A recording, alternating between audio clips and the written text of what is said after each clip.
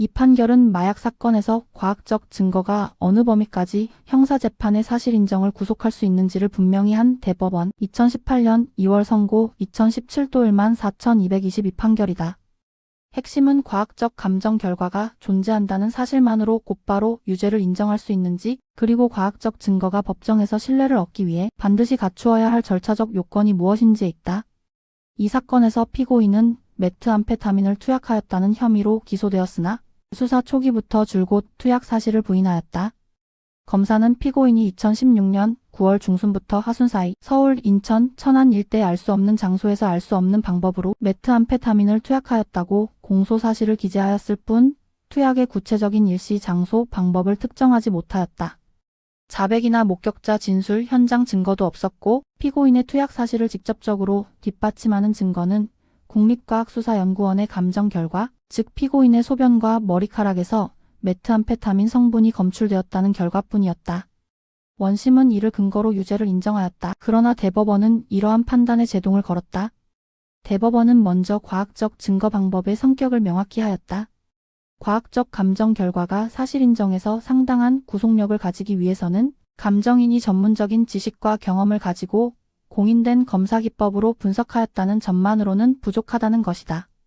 시료가 누구에게서 채취되었는지, 채취 이후 보관 이송 분석 과정에서 동일성이 유지되었는지, 인위적인 조작이나 훼손, 첨가의 가능성이 배제되었는지가 객관적으로 담보되어야 하고 그 전 과정에 대한 인수, 인계 기록이 확인될 수 있어야 한다고 판시하였다. 이 사건의 구체적 사정을 보면 이러한 요건이 충족되었다고 보기 어려웠다. 피고인은 경찰서에 출석하여 조사를 받으면서 투약 혐의를 부인하였고 소변과 머리카락을 임의로 제출하였다. 경찰관은 조사실에서 간이시약 검사인 아퀴사인 시약으로 소변을 검사하였으나 그 결과는 음성이었다. 그런데 경찰관은 그 직후 피고인의 소변과 머리카락을 봉인하지 않은 채 조사실 밖으로 반출하였다. 피고인의 눈앞에서 봉인이 이루어지지 않았음에도 이후 그 시료들이 누구의 손을 거쳐 어떻게 보관 이송되었는지, 조작이나 훼손을 방지하기 위해 어떤 조치가 취해졌는지를 확인할 수 있는 기록은 제출되지 않았다. 나아가 감정물에 대해 DNA 분석 등을 실시하여 그것이 피고인에게서 채취된 시료임을 과학적으로 확인한 자료도 존재하지 않았다. 이러한 사정을 종합하면 국립과학수사연구원이 분석한 소변과 머리카락이 실제로 피고인으로부터 채취된 것과 동일한 시료라고 단정하기 어렵다. 따라서 그 감정 결과는 피고인이 메트암페타민을 투약하였다는 사실을 합리적 의심의 여지 없이 증명하기에 충분하지 않다고 대법원은 판단하였다. 그럼에도 원심이 과학적 감정 결과만을 근거로 유죄를 인정한 것은 객관적, 과학적 분석을 필요로 하는 증거의 증명력에 관한 법리를 오해하고 자유심증주의의 한계를 벗어난 위법한 판단이라고 보았다. 이 판결의 의미는 분명하다. 과학적 증거는 현대 형사재판에서 매우 중요한 역할을 하지만 그 자체로 절대적인 진실을 보장하는 것은 아니다.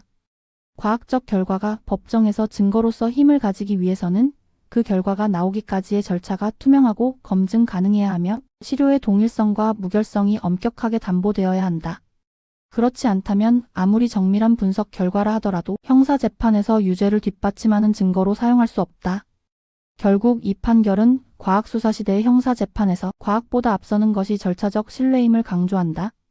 형사재판에서 요구되는 진실은 과학적으로 그럴듯한 진실이 아니라 합리적 의심을 배제할 정도로 절차적으로 정당화된 진실이어야 한다는 점을 이 판결은 분명한 언어로 선언하고 있다.